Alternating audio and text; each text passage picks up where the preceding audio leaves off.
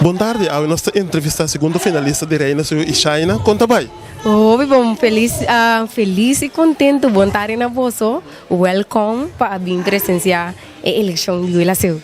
Qual é a era? Qual é a preparação para a eleição Reina Sul? Well, abai sumamente bom. De mês de temporada não tem cortico, pero o trabalho duro tá paga.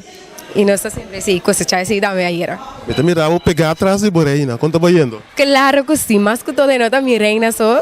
Se não é da minha reina, está também. Quero men. Seguro me tá ouvindo contente pé. E o meio dele é seguir carga essa corona seguro. Qual é a eleição a era?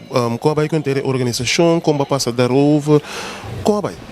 Abai hobi bom meeting di bisa dan kina organização dan kina edição e full su team ko asorupa nós estava tendo turcos pa show kana seta nós não tem nenhum problema a única coisa que nós está tendo quase tá subir cenário mostra que nós estava tendo Qual é que me educa tensão?